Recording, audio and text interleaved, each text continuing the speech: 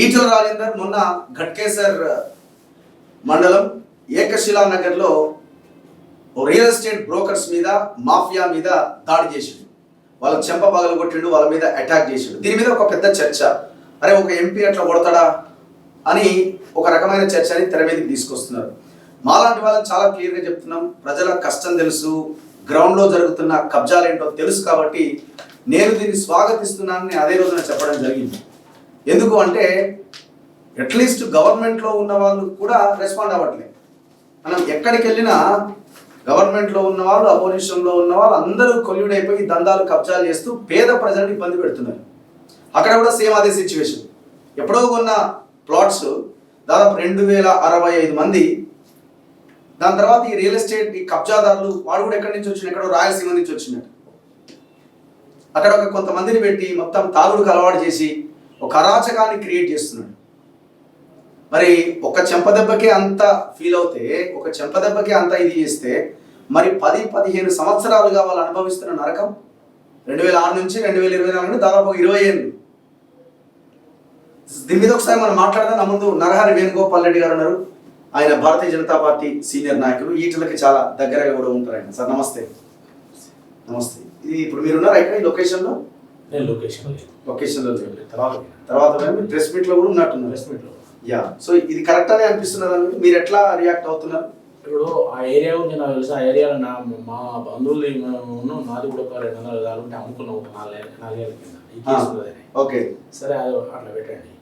ఇప్పుడు నేను ఒకటి ఈరోజు మీ ద్వారా మీడియా చెప్పదలుచుకున్నా అంటే, ఈరోజు మీడియా కానీ, అంటే నేను మీడియా తప్పట్లేదు, కానీ మీడియా కానీ లేదా ప్రజలకు కానీ కబ్జాదారులు కనిపించన్నా చెంపదెబ్బలు కనిపించన్నా, అంటే కబ్జాదారులు మొత్తము రాష్ట్రం అంతటా, తెలంగాణ హైదరాబాద్ అంతటా కూడా మరి వేల కోట్ల రూపాయలు కబ్జా చేసి సంపాదించినందుకు పేదల మీద గద్దల్లాగా వాలి దోసుకుంటుంటే దాన్ని ప్రతిఘటిస్తే రాజేందర్ గారు అంత సోమడిలో కొట్టిండు అనే దాన్ని చర్చలో పెడతాను. కానీ ఈ ఎంతో మంది పేదలు ఆత్మహత్య చేసుకునే పరిస్థితి, ఇల్లులో కొడుతుంటే, వాళ్ళ జీవితాలు పోతుంటే, ప్రాణాలు పోతుంటే, మరి దానికి ఇవ్వాల్సిన ఇంపార్టెన్స్ ఎందుకు? ఎంత తీవ్రత ఉంటే వారంతా స్పందించారు.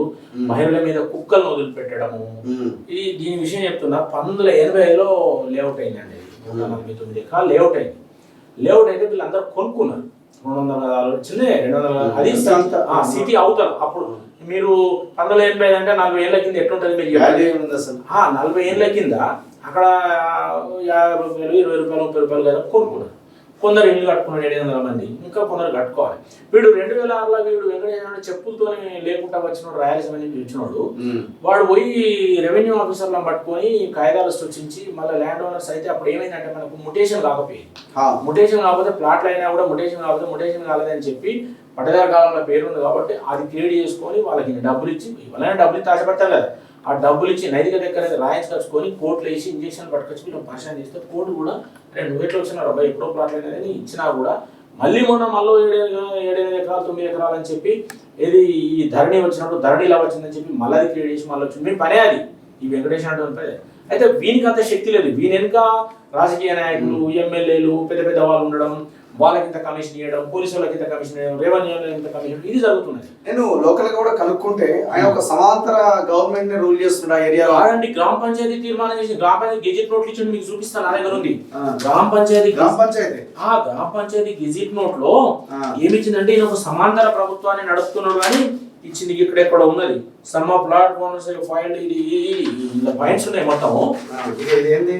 ఇది మొత్తం వాళ్ళు పాయింట్స్ రాసి ఇచ్చారు మాకు, ఎప్పుడెప్పుడు ఏంది దీని హిస్టరీ అంతా రాసి ఇచ్చారు. ఇలా గ్రామ పంచాయతీ ఇస్తాం. ఈ తర్వాత గ్రామ పంచాయతీ కూడా ఒక సమాంతర ప్రభుత్వం నడిపి మా గ్రామ పంచాయతీ రైట్ ను కూడా కొల్లగొడుతున్నాడు అని చెప్పి ఆయన ప్రజావాణి గవర్నమెంట్ ఆఫ్ తెలంగాణ అని ఇచ్చేది. కానీ పేపర్స్ ఉన్నాయి, నా దగ్గర బుక్స్ ఉన్నాయి. అయితే ఈ రకంగా వాడు ఒక సమాంతర ప్రభుత్వాన్ని నడిపే శక్తి వానికి ఎక్కడ రాయలసీమ నుంచి వచ్చి, కాబట్టి వానికి ఎంతో ఈ పెద్దల అండా ఉన్నది. కాబట్టి ఏకశిల ఈ ప్లాట్ ఓనర్స్ వెల్ఫేర్ అసోసియేషన్ ఇది.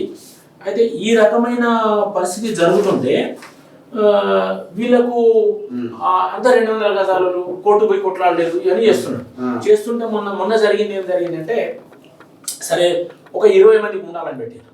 ఈ 20 మంది గుండాలేంది నెలకు 20,000 రూపాయలు వాళ్ళకి శాలరీ, 25,000 రూపాయలు ఒక్కొక్కరికి, రోజుకు 1000 రూపాయలు భర్త అక్కడ వేసుకోవాలి, ఉండాలి. ఎవరు వచ్చినా కూడా, ప్లాట్ ఓనర్స్ వచ్చినా కూడా, ఈ ప్లాట్ ఓనర్స్ వచ్చి ఏదైనా సాఫ్ చేసుకుంటామంటే వాళ్ళు కొట్టడం, తిట్టడం, ఎలా కొట్టడం, బెదిరియడం. నువ్వు 5,000 రూపాయలకు మాకు అమ్ముతాము, అక్కడ 40,000 ఉన్నది రేటు, ఇప్పుడు 5,000కి అమ్ము, మీకు 5,000 ఇచ్చేస్తాం, మాకు రిజిస్ట్రేషన్, లేదంటే మా 25,000 మాకు 25,000 కదా 30,000 కదా మాకు ఇచ్చేసేయి, మాకు ఇచ్చేసి మాకు ఈ పైసలు ఇస్తే మీకు ఎన్ఓసి ఇస్తాం. ఇది బెదిరించడం. అట్లా ఒక 100 ప్లాట్లు ఇప్పటి వరకు కొనేసారు. అంటే దాంట్లో 40 కోట్ల రూపాయలు భయపడి ఉన్నది కూడా వస్తుంది. అది జరిగింది. ఇది జరిగితే దీని మీద వాళ్ళందరూ రాజేందర్ గారు పార్లమెంట్ మెంబర్ కదా, ఇక ఎమ్మెల్యేలు ఎట్లున్నారో మీకు తెలుసు, టీఆర్ఎస్ ఎమ్మెల్యేలు వాళ్ళు స్పందించారు. ఎవడు స్పందించాడు, ఈయన దగ్గరకు వచ్చాడు, ఈయన దాన్ని స్టడీ చేసిండు, పోయి ఇదేంద్రా అని అడిగితే వీళ్ళందరూ చెప్పారు టెంట్లు వేస్తే రాత్రి టెంట్లు వీకేసిండ్రు. మళ్ళీ పోయి ఏం చేసిండంటే ఆ టెంట్లు వీకేసినాక మళ్ళా అంతా చూసినాక అంత వాతావరణం చూసి పోతుంటే ఒక ఇల్లు కూలగొడితే, ఆ ఇల్లు వాడ చెట్ల కూలగొడతా, ఇంటికాడ తీసుకపోతే ఇంటికాడ కూలగొడితే ఒక 20 మంది ఉన్న వాళ్ళు ఒక 7-8 మంది పారిపోయినారు. ఒక 3-4 ఆడ నిలబడి ఎంపీ ఎవడరా ఏం మిగతారని చూస్తాను చేస్తారు. వీళ్ళాడికి పోయి ఇదేనా పోయే వరకు వాళ్ళు వీళ్ళకి ఆవేశం వచ్చింది, వీళ్ళు తలారు వీకిండ్రు. ఇది జరిగింది. అయితే విషయం ఏంటంటే ఇక్కడ ఏంటంటే ఇదేదో పర్సనల్ ఇష్యూ కాదు, ఇది కాదు, మొత్తం తెలంగాణలో స్టడీ చేసి తీయడం జరిగింది. నిన్న రెవెన్యూలతో అందరితో మాట్లాడితే మొత్తం జరిగేది ఏం జరుగుతుందంటే, గతంలో తెలంగాణలో ఎక్కడెక్కడైతే 1975 నుంచి ఇప్పటి వరకు మున్సిపాలిటీ కానీ గ్రామ పంచాయతీ కానీ లేఅవుట్లు అయ్యి, ఆ లేఅవుట్లలో పేదలు అవి 150 గదాలు 200 గదాలు 300 కొనుక్కునే ఏవైతే ఉన్నాయో టోటల్లీ గవర్నమెంట్ వచ్చినాక ఏం చేస్తున్నారంటే, సర్కారు ఏం చెప్తున్నది కలెక్టర్కు రెవెన్యూలో చెప్పి, అదే అంటే దాంట్లో పాస్బుక్ ఉన్నదా, లేకపోతే పట్టాల కాలంలో ఉన్నదా పేరు, లేకపోతే పాస్బుక్ రాలేదా చూసి అగ్రికల్చర్ ల్యాండ్ అని చెప్పి కూడా క్రియేట్ చేసి ఇచ్చి, అది కొట్టు పట్టుకపోయి ఇంజక్షన్ తెచ్చి, ఆ ఇంజక్షన్ తోని సైడ్ మీద కూర్చొని మేము కూడా చూస్తున్నాం కదా బీజేపీ, ఒక దగ్గర ఏమో ప్లాట్స్ గా ఉన్నదాన్ని ఎవడో ఒకటి ఎంటర్ అయ్యి అగ్రికల్చర్ కింద మారుస్తాను. రైతులు ఒకవేళ అగ్రికల్చర్ ల్యాండ్ ఉంటే దాన్ని ప్లాట్స్ కింద డివైడ్ చేస్తాడు, ఇంకోటి కరెక్ట్. 2 రకాలు. ఇప్పుడు అగ్రికల్చర్ నుంచి ప్లాట్స్ అయిన బాబతి మొటేషన్ కానీ కొన్ని మొటేషన్ అయినవి కూడా, వీటన్నిటి మీద వచ్చి ఏదో రకమైన ధరణికి ఓపెన్ చేశారు అనుకోండి, ప్లాట్స్ కొడితే ప్లాట్స్ కింద చూపిస్తుంది, అగ్రికల్చర్ సర్వే నెంబర్ కింద కొడితే అది కూడా చూపిస్తుంది. అయితే ధరణి వచ్చినాక ఇంకా డిస్ప్యూట్స్ పెరిగినాయి, ఇట్లాంటివన్నీ క్లియర్ కాలేదు. కాబట్టి దీన్ని ఆధారం చేసుకుని, చట్టంలో ఉన్న లోసుకుని ఆధారం చేసుకొని ఇక్కడ వాళ్ళు చేస్తున్నారు. ఇక్కడ వాళ్ళు చేసిన ఇప్పుడు కొన్ని ఉదాహరణ శాంపిల్ తీసుకున్నారు. తీసుకెళ్ళిన కొల్లూరు సర్వే నెంబర్ 173 నుంచి 190 150 ఎకరాలు, 150 ఎకరాలు ₹1,00,000 గజం ఉన్నాయి. వాడు ఎప్పుడు కొనుక్కున్నాడు, 200 గజాలు కొనుక్కున్నాడు. ఇప్పుడు వానికి ఏదైనా బెనిఫిట్ అయితే దాని మీద కొంతమంది పెద్దలు వాళ్ళు. ఇప్పుడు వట్టి బాబులపల్లి అని 1000 ఎకరాలు 1980 ప్లాటింగ్ ఇది,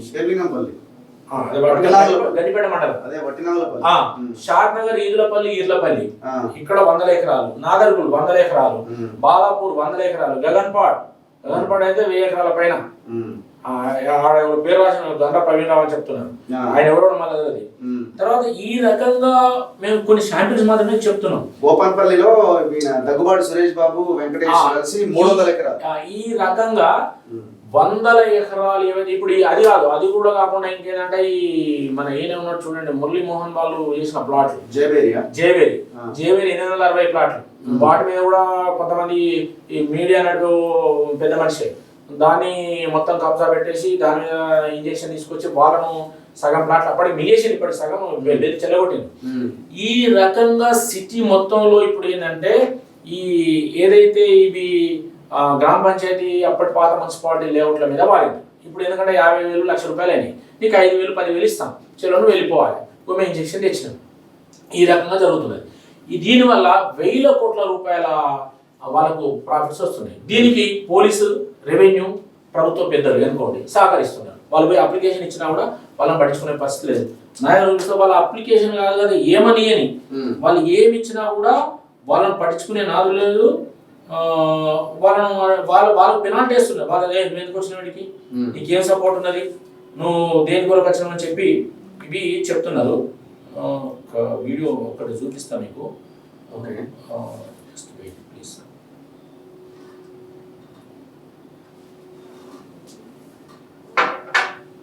ఇగో ఇవన్నీ వాళ్ళు ఇచ్చిన అప్లికేషన్స్. ఓకే. ఎంత ఎవరెవరికి ఇచ్చారు చూడండి. డీజీపీ కాంచి ఇచ్చిన అప్లికేషన్స్ ఆ బాధితులు ఎవరు ఇదేనా ఇందులో ఆ బాధితులు వాళ్ళు ఇచ్చిన అప్లికేషన్స్ తెలుగులో ఉన్నాయి చూడండి, ఎవరికి ఇచ్చింది చూడండి. డీజీపీకి ఇచ్చారు, commissioner of police Rachakonda, assistant commissioner of police Uppal zone, station officer వాళ్ళ బాధితులు జాతి కూడా నో ఆన్సర్ ఎక్కడ కూడా, ఓకే. వాళ్ళకు నో ఆన్సర్ ఎక్కడ కూడా. వాళ్ళు ఎవరి దగ్గరికి పేర్లతో సహా రాశారుగా. Mohammed Yusuf son of Usman, Akbar son of Usman, Mohammed Jabbar, Mohammed Shabir, Jafar, Nizam, Anjan Kumar, వీళ్ళంతా ఓన్లీ రౌడీస్ అక్కడ కాపాడేళ్ళు. అదే రౌడీస్. పెళ్లిళ్ళు ఏమంటారు బౌన్స్ అంటారా దాని బౌన్సర్. వీళ్ళు బౌన్సర్లు అట. ఈ బౌన్సర్లు ఇది వీళ్ళు చేస్తున్నారు. ఇలాంటి గుండాలు ఎవరితోని ఫోటోలు దిగుతున్నారు, ఎట్లా దిగుతున్నారు అనేది మేము చూపిస్తున్నాం. ఇవి ఈ ఫోటోలు ఎవరితో ఇప్పుడు ఈయన కొట్టింది ఆయన రాజేంద్ర గారు చెప్పలేదు కొట్టింది రేవంత్ రెడ్డితో దిగిండా. చూడండి ఎట్లున్నాయి వీళ్ళు. ఇక వాళ్ళకి ఎంత ధైర్యం ఉన్నదో చూడండి. అంటే ఇప్పుడు మరి నేను ఫోటో దిగిన వాళ్ళ లీడర్ ఎవరైనా వస్తే ఆయనతో పాటు పోయింటే దాన్ని తప్పుపడతలేదు. నేను ఫోటో దిగడానికి తప్పుపడతలేదు. నాతో కూడా దిగుతున్నాడు, ఎవరు దిగుతున్నాడు నేను దాన్ని తప్పుపడతలేదు. దాన్ని ఇచ్చిపెట్టండి. కానీ ఆ గుణాన్ని చూసినందుకు మీకు చూపించిన దిగిన దానికి కాదు, గుణాన్ని చూసినందుకు చూపించిన. ఇప్పుడు ఎన్ని చెంపలు పగల కొట్టగలడు ఈటల రాజేందర్? Straight question. ఆయన చెంపలు కానీ ఇష్యూ తీవ్రత తీసుకెళ్తారు. అది ఇష్యూ తీవ్రత గురించి చెప్తున్నా. ఎన్ని భూముల దగ్గరికి పోగలుగుతారు, ఎన్ని అయితే మనము ఆయన ఒకటి మనం అన్ని భూముల దగ్గర పోయి అందరినీ చేయలేము. కానీ పాలసీ మ్యాటర్ ఏంటంటే ఇవాళ దీని మీద ఒక డెసిషన్ ఇప్పుడు ఏదైతే జరుగుతున్నదో ఎంటైర్ తెలంగాణ కానీ హైదరాబాద్ సిటీ చుట్టుపక్కల కానీ ఈ యొక్క పేదల భూములు గద్దలాగా వాళ్ళ కోర్టును అడ్డం పెట్టుకొని చట్టంలో లొసులు అడ్డం పెట్టుకొని అగ్రికల్చర్ ల్యాండ్ ముటేషన్ కాలేదని ఇవన్నీ పెట్టుకొని ఏదైతే వస్తున్నారో దీని మీద ఇప్పుడు రాజేందర్ గారు ఏంటంటే ఇవాళ ఒక లెటర్ కూడా టైప్ అయింది సీఎం గారికి, గవర్నర్ గారికి, హైకోర్టు చీఫ్ జస్టిస్ కు, తర్వాత హ్యూమన్ రిసోర్సెస్ ఏది హెచ్ఆర్డి వాటికి, తర్వాత ఇప్పుడే చూపిస్తాను పార్టీలో కుదురుతాయి ఇవన్నీ. పార్లమెంట్ సభ్యులు పార్లమెంట్ నుంచి పోతుంది ఇది రేపు పలిగిపోతుంది వాళ్ళకు. ఇప్పుడు chief minister, honourable governor, chief secretary, తర్వాత national human rights, Lokayukta, chief justice of high court, chief justice supreme court, ఇవన్నిటికీ డీటెయిల్స్ అనేది తీసి మేము పంపిస్తున్నాం ఇప్పుడు రాజేంద్ర గారు. అది పార్లమెంట్ నుంచి పంపిస్తాడు, వెబ్సైట్ నుంచి. నా పాయింట్ ఒకటే, ఒక క్వశ్చన్ ఆన్సర్ చేయండి. అక్కడ వెంకటేష్ అనే ఒక వ్యక్తి చేస్తున్న అరాచకాన్ని మీరు క్వశ్చన్ చేయగలిగారు. ఇన్సిడెంట్ అక్కడ మీరు అక్కడ ప్రభావం చూపించగలిగారు. ఇట్లా హైదరాబాద్ లో కొన్ని వందల వేల మంది ఈ రకంగా బిహేవ్ చేస్తున్న వాళ్ళు, కబ్జా చేసిన వాళ్ళు ఉన్నారు. నేను వందలు కూడా అంటే వేలే, చెరువులు కావచ్చు, గవర్నమెంట్ ల్యాండ్స్ కావచ్చు, మీరు అంటున్న ప్లాట్లు, అగ్రికల్చర్ ల్యాండ్స్ ఏదైనా కావచ్చు. నేనేమంటున్నా అన్ని పార్టీలు ఇందులో ఇన్వాల్వ్ అయ్యాయి అంటున్నా. ఒక ఇన్సిడెంట్ ని మాత్రమే ఇక్కడ అడ్రస్ చేయగలడేమో కానీ రాష్ట్రం మొత్తం ఇది చేయలేడేమో అని నేను ఆన్సర్ చెప్తున్నా మీరు అడిగినానికి. రాజేందర్ గారు ఇలా ఎవరన్నా కానీ ఎవరన్నా పోని ఏ పార్టీ ఉన్నా కానీ పార్టీలో సమానం లేదు. ఇక్కడ పేదలకు న్యాయం జరుగుతుంది. తర్వాత వాళ్ళు న్యాయంగా కొనుక్కున్న భూమి, కూరగాయల మండలో, పాల మండలో వాళ్ళు కొనుక్కున్న భూమి, ఇవి రక్షించాలంటే ఒకటే ఇప్పుడు మనం చట్టబద్ధంగా పెట్టలేము, చట్టపరంగానే పోవాలి. పోయేదానికి ఇప్పుడు యుద్ధం స్టార్ట్ అయింది. దీంట్లో మనం ఏం డిమాండ్ చేసిన అప్లికేషన్ వాళ్ళకి ఏం పెడుతున్నాం అంటే మొత్తం తెలంగాణలో హైదరాబాద్ చుట్టుపక్కల రంగారెడ్డి ఎక్కడైతే లేవట్లేయో అవన్నీ కూడా నోటిఫై చేయండి, అంటే గుర్తించండి. గుర్తించి వాటన్నిటి అగ్రికల్చర్ లో లేవు, అవి ప్లాట్లు అయినాయని చెప్పి ఇప్పుడు ఈసీ తీసుకొచ్చేది కదా. నువ్వు 85లో కొన్న ప్లాట్ నువ్వు ఈసీ తీస్తారా? తర్వాత ఇంకో ఎల్ఆర్సీ అనేది గమ్మత్ ఏంటంటే నీకు వాడు ఏమంటాడు, వెంకటేష్ అంటాడు 2006 కొనుక్కున్నా అంటాడు. ఎట్లా కొనుక్కున్నావు అంటే నాకు అధికారులు ఇచ్చినట్టు. నీకు మరి ఇచ్చినప్పుడు నువ్వు ఆ కబ్జా మీద నీకు ఎవడున్నాడు అంటే మళ్ళీ ఆన్సర్ ఇయ్యాడు. కబ్జా మీద నీకు ఆల్రెడీ ప్లాట్ అయి ఉన్నది కదా, నీకు కొడితే ఈసీ వస్తుంది కదా. మరి ఈసీ రాకుండా ఏది రాకుండా నువ్వు ఎట్లా తీసుకున్నావు అంటే ఆన్సర్ లేదు. అంటే వీళ్ళంతా ల్యాండ్ గ్రాబర్స్, వాళ్ళకి ఏం లేదు, వాళ్ళు 1000 కోట్ల రూపాయలు గుండాలని పెట్టుకొని దోపిడీ చేయాలి, వాళ్ళకి ఆన్సర్ లేదు. అయితే ఇవాళ మనం ఏమంటామంటే ఇవన్నిటిని కూడా ఇప్పుడు రాష్ట్ర ప్రభుత్వాన్ని డిమాండ్ చేస్తున్నాం ఏంటంటే మీరు ఇమీడియట్గా ఇవన్నీ కూడా టేక్ ఓవర్ చేయండి, ఇవి నోటిఫై చేయండి, ఐడెంటిఫై చేయండి. ఎన్ని ఎకరాలు ఇట్లా అయినాయి, 200, 300 ఎకరాలు చొప్పున అయినాయి, వాటిని ఐడెంటిఫై చేసి అవి అగ్రికల్చర్ నుంచి తొలగించండి, నోటిఫై చేసి తొలగించండి ప్లాట్ అని చెప్పి డిక్లేర్ చేసి వాటికి జియో ఇష్యూ చేయండి.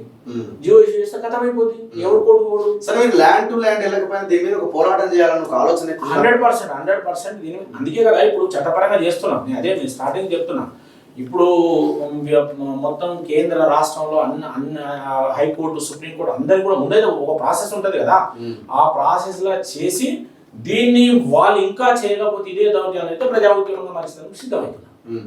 దానికి ఎందుకోబోయే క్వశ్చనే లేదు. మళ్ళీ దీంట్లో మినహాయింపులు ఉంటాయా? మనోడు మన పార్టీకి ఎలక్టోరల్ బాండ్స్ చూడండి, ఒక విషయం సార్, అన్ని రియల్ ఎస్టేట్ కంపెనీలు ఉన్నాయి సార్, పెద్ద మాఫియా ఉంది. మేము మాట్లాడితే మా వీడియోలు డిలీట్ అవుతున్నాయి సోషల్ మీడియాలో, మా ఛానల్స్ లో. దీంట్లో కోర్టులు కూడా ఇన్వాల్వ్ అయినాయి. ఇంకా పచ్చిగా చెప్పాలంటే రాజకీయ పార్టీలు, మీడియాలు కొన్ని అని అనుకోవచ్చు, లేకపోతే ప్రామినెంట్ వ్యక్తులు ఉండొచ్చు. నేను కాదు, మీరు అన్నారని నేను ఖండిస్తలేదు. కానీ మనం ట్రాన్స్పరెన్సీగా శక్తి మేరకు పోరాడాలని అయితే ప్రయత్నం చేస్తున్నాం. అది ఎంతవరకు పోతామో చెప్పలేము ఇప్పుడే, కానీ ఒక పోరాటం అయితే స్టార్ట్ అయింది. ఇప్పుడు వాళ్ళు భూభారతి తీసుకొచ్చి ట్రాన్స్పరెన్సీ చేస్తామంటారు. ఇవన్నిటి భూభారతిలో పెట్టండి ప్లాట్లని అని మేము అదే డిమాండ్ చేస్తున్నాం. మీరైతే ట్రాన్స్పరెన్సీ చేస్తామంటారు కదా, మొత్తం మీరు నోటిఫై చేసి భూభారతిలో పెట్టండి, పెట్టించేయండి. అంతేగాని దీని ఏదో ఒక రాజేందర్ గారికి వాళ్ళకి ఏదో ఇష్యూగా మలచడము, లేకపోతే ఈయన ఎట్లా చేస్తాడని అనడం, ఇవి కాదు కదా. ఇక్కడ వేల మంది, లక్షల మంది పేదల యొక్క జీవితాలు, వాళ్ళ కుటుంబాలు ముడిపడి ఉన్నాయి. వాళ్ళ మీద దౌర్జన్యం చేస్తున్నారు. దాన్ని సీరియస్ ఏందో తీసుకోండి. ముందు అక్కడ జరుగుతున్న దౌర్జన్యాలు, అక్కడ జరుగుతున్న దోపిడీలు, అక్కడ గూడాలను తీసుకొచ్చి భూములు ఆక్రమించడం, పేదల కడుపు కొట్టడం ఏదైతే జరుగుతుందో ఆ సీరియస్నెస్ తీసుకోండి. లక్షల ప్రాణాలు దానికి ముడిపడి ఉన్నాయి. కాబట్టి ఈ గద్దల్లాగా వాడుతున్న ఈ దొంగలను అరికట్టేందుకు కావాల్సిన చట్టంలో లొసులను సరి చేయాలి, వాటి నోటిఫై చేయాలి. నోటిఫై చేసి అవి ప్లాట్లు అయినాయని చెప్పి నీ గవర్నమెంట్ భూభారతిలో పెట్టాలి. దానికి అవసరమైతే జియో ఇష్యూ చేయాలి గవర్నమెంట్. చేసి ఇవన్నీ చేస్తే అప్పుడు ప్రజలు వాళ్ళ 200 భూమిలో 300 గజాలు వాళ్ళ రిజిస్ట్రేషన్ పేపరు వాల్యూ ఉండదని చెప్పి పెట్టుకుంటారు. నీకు రిజిస్ట్రేషన్ చేసేది వట్టిగా ఈసీ కొడితే వస్తుంది. ఇప్పుడు వాళ్ళ రిజిస్ట్రేషన్ అయ్యాక ఈసీ వస్తాయి కదా, తీస్తే ఈసీ వస్తుంది ఎప్పుడైంది అనేది. మరి నీకు ఎప్పుడు వచ్చింది రా భూమి అంటే సప్పు లేదు. నువ్వు 285లో మీకు డాక్యుమెంట్స్ దొరుకుతున్నాయి కదా, ఫేక్ డాక్యుమెంట్స్. మీరు రాణిగంజ్ ఇటు మల్లారెడ్డి ఫేక్ అనేది తెలుస్తుంది కదా. మీరు దుండిగల్ సైడ్ పోయినట్టు మీకు చెప్తానండి, ఫేక్ ఆధార్ కార్డు ఇమీడియట్ గా ఇచ్చేయమంటే ఇస్తారు. మాకు 1985లో పలానా పేర్లతో డాక్యుమెంట్ కావాలంటే మీ డాక్యుమెంట్ మీ ముందు ఉంటుంది. నేను కూడా చెప్పాలా? అలా మీరు చూడంగా మరి ఇవన్నీ తీయకుండా ఉండాలంటే ప్రభుత్వం గట్టి ఉండాలి. ఇప్పుడు మా అదే నీకు ఉత్తరప్రదేశ్ లో యోగి దగ్గర ఏమో కాల్చత్రవాది, ఇప్పుడు ఈ వెంకటేష్ అనేటోళ్ళు ఇట్లాంటి వాళ్ళు ఉన్నారు కదా, ఇలాంటి వాళ్ళు చేసేటువంటి ఇప్పుడు అదే ఉత్తరప్రదేశ్ కాల్చత్రవాది ఇస్తారు. 800 ఏళ్ళు ఉంటాడు. భూ కబ్జాలు, గూండాలు, రౌడీలు, మహిళల మీద అత్యాచారం. గవర్నమెంట్ గట్టి ఉంటే ఎంతసేపు అండి ఏమైనా చేస్తారా? ధైర్యం తీసుకొని లోపడేస్తాను, వాళ్ళ కేసు పెట్టు, నాన్ అవైలబుల్ కేసులు పెట్టు. మీ పార్టీ ఏమంటుంది ఇప్పుడు చేసిన ఇన్సిడెంట్ మీద? రాజధాని గారి పార్టీ కదా, మీ పార్టీలో ఏం డిస్కషన్ నడుస్తుంది అంటున్నా? పార్టీలో అందరు కిషన్ రెడ్డి గారికి అందరికీ ఆయన చెప్పే ఉంటాడు. నేను ఇవాళ కలవలేదు, మళ్ళీ అందరూ సమిష్టిగానే ఉంటుంది పార్టీలో. ఇప్పుడు చేసేది ప్రజా పోరాటమే, ప్రజల కొరకు పోరాటం చేస్తున్న పార్టీ ప్రజల కొరకు ఉండకపోతే ఎవరి కొరకు ఉంటుంది? అందరూ సమిష్టిగానే ఉంటారు, అందరూ కలిసి చేస్తారు. కానీ నేనేమంటానంటే ఇష్యూ సీరియస్ ఏమంటానంటే, ఇప్పుడు కేవలం మీరన్నట్టు ఒక పార్టీలపై ముడిపెట్టకుండా మనం ఈ రోజు ప్రభుత్వం ట్రాన్స్పరెన్సీగా పేద ప్రజల భూములు అన్యాయకరంగా కాకుండా చట్టంలో లొసుగులను తొలగించి అవన్నీ ఐడెంటిఫై చేసి నోటిఫై చేసి దానికి కావాల్సిన చట్టబద్ధమైన హక్కులు కల్పించి దానికి ఏదైనా చేయాలని మేము డిమాండ్ చేస్తాం. దాని కొరకు మా ప్రయత్నం మేము చేస్తాం ప్రభుత్వం మీద, ప్రభుత్వం కూడా చేయాలని మేము కోరుతున్నాం. ఇంతే. ఓకే, అధ్యక్షుడు ఈయనేనా?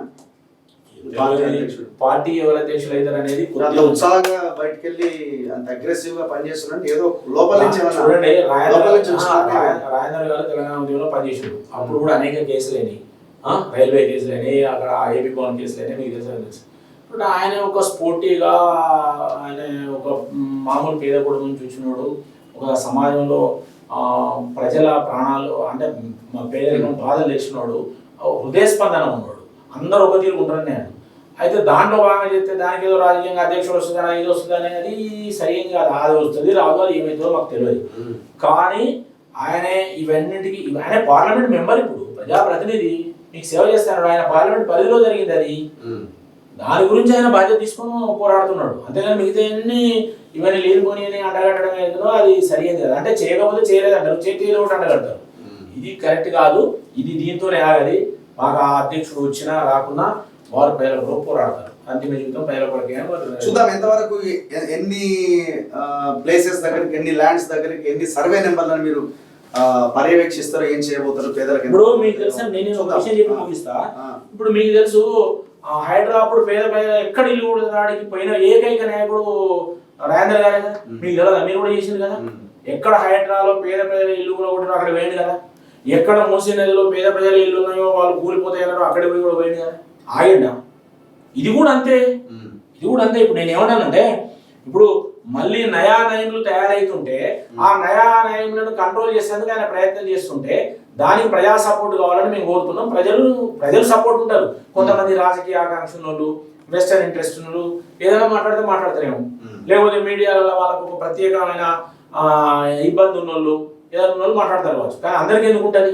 కాబట్టి న్యాయంలో పోరాడుతూనే ఉంటాడు, పోతాడు. ఈటలతో మాట్లాడిన ఇన్సిడెంట్ తర్వాత మీరు కలిసే ఉన్నది మధ్యాహ్నం ఏమంటున్నాడు అంటే, అరే ఆ ఇన్సిడెంట్ బాగా కొట్టినా ఇంకా కొట్టాలనుకుంటున్నా అట్లా ఏమనుకోడు. ఆయన ఏమనుకుంటాడు, అప్పుడు ఆ సందర్భాన్ని బట్టి ఆ విధంగా బిహేవ్ అయింది. కానీ అది చట్టానికి చట్టబద్ధంగా పోవాల్సిన వ్యక్తులను మేము చట్టపరంగా పోతామని మీడియాలో చెప్పిండు. అదేదో అక్కడ వాళ్ళు చేసిన దుర్మార్గం, చట్టం విఫలమైంది కాబట్టి అక్కడ ప్రభుత్వం అధికారులు పట్టించుకోలేదు కాబట్టి, నేను వాళ్ళు ఫోన్ చేసిపోయినా రాలేదు కాబట్టి అది జరిగింది. అంతేగాని అన్ని అది ఆదర్శం కాదు. మేము చట్టబద్ధంగానే ఉంటాం, ప్రజాస్వామ్యాన్ని గౌరవిస్తాం, ప్రజాస్వామ్యబద్ధంగానే పోతాం, చట్టం తన పని తాను చేయాలి, చట్టం పనిచేయనప్పుడు ఇలాంటి సంఘటనలు జరుగుతాయి అనేది నిన్న మీడియాలో చెప్పిండు ఓపెన్గా. ఆయన నేను చెప్పేది ఏమన్నా దానికి క్లారిటీ ఇచ్చింది నిన్న. మీ దాంట్లో కూడా ఉంటుంది. Thank you very much. చూద్దాం ఏం జరుగుతుంది. థ్యాంక్ యూ వేణుగోపాల్ రెడ్డి గారు. Thank you. ఇది తర్వాత వేణుగోపాల్ రెడ్డి గారితో స్పెషల్ ఇంటర్వ్యూ చూస్తూనే ఉండండి మన తొలి.